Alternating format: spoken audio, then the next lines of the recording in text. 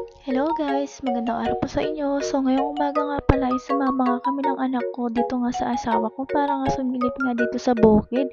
Kasi sabi nga guys ng asawa ko, kumapal nga din daw yung bunga nga ng ating ampalaya. Kaya nga sumama ako para nga masilip ko nga siya talaga ng personal. At hindi nga guys nagkamali nga yung asawa ko sa pagsabi niya nga sa akin at talagang totoo nga guys. Kumapal nga rin talaga yung bunga nga ng ating ampalaya. Tapos guys, yung magiging harvest nga pala nun ay bukas na nga rin. Kasabay nga rin pala yun guys ang paghahanaw nga rin ng kamatis. Tapos kaya rin pala nga kami pumunta nga dito sa may bukid kasi nga yung asawa ko guys ay mananakati nga para nga may pagkain nga yung mga inaalagaan niya mga kambing. Kaya ako nga rin pala guys sinama nga si Boss Pete dito nga sa bukid kasi nga guys wala nga ako mapag-iiwanan sa kanya. Nakakaawa naman guys kung iwanan ko nga siyang mag-isa sa bahay. At habang naggagapas nga guys ng damo nga yung asawa ko, sumilip nga rin pala ako dito guys sa mga bunga nga ng ating siling Taiwan. At ayan, nakita ko nga guys, sobrang dami na nga ring hinog. Pili ko nga guys, may sasabay na nga rin nga yung pagpitas nito bukas.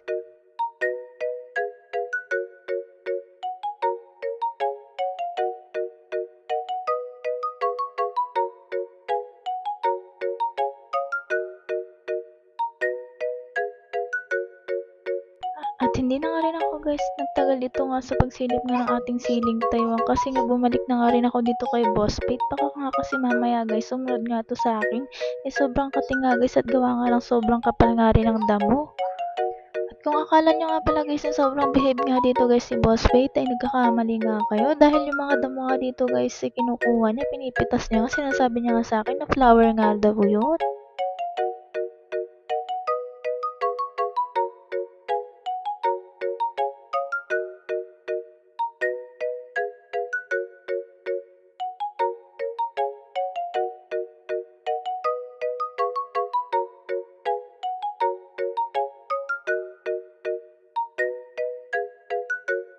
Sa part naman na to guys, hindi pa nga rin tapos yung asawa ko na magsakate nga ng mga damo kasi sobrang dami nga nang dapat niyang kuhanin dahil nga yung mga kambing nga ay hindi niya ngayon lahat nga naisuga kaya kailangan niya talagang mag-imbak nga ng mga pagkain nga ng kambing.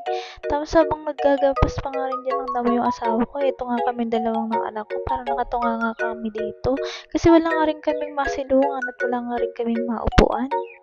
At nung okay na nga rin guys, sakto na nga rin nakuha nga na damo ng asawa ko. Ayun, kumuha na nga rin siya guys dito guys ng sako para maisilid na nga yung mga nagapas niya ng damo.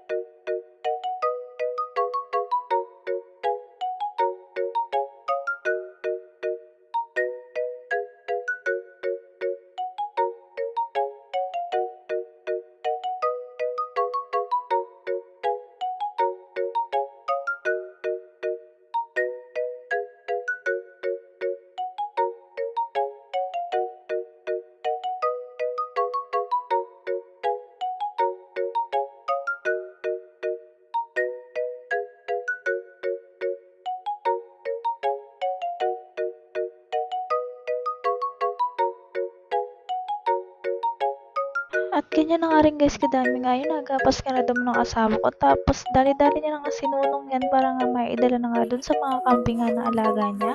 At para na nga rin makakain at anong oras na nga din. Gutom na nga rin siguro yung mga kambing kung mga oras na nga na yan. At hindi pa nga rin guys naibababa ng asawa ko yung mga pagkain nga ng mga kambing. Ayan, tingnan nyo naman at nakasunod na nga lahat sa kanya. Siguro nga guys naamoy nga nila na yung daladala nga ng asawa ko ay yun nga yung pagkain nga nila. At nung maibaba na nga guys ng asawa ko yung isang sako nga ng damo ay naglagay na nga rin siya dito guys sa may kulungan nga ng kambing. At tignan nyo naman nga yung mga kambing guys ay nagsitakbuhan na nga papunta nga dun sa may kulungan nga nila. Kasi alam nga nilang naglagay na nga ng pagkain yung asawa ko. At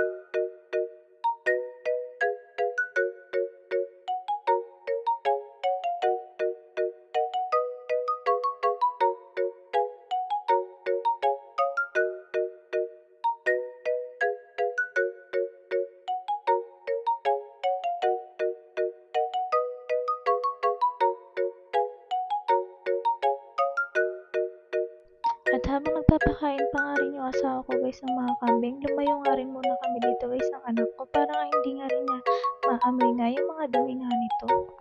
Pa-like and share po ng video natin ngayon. Salamat!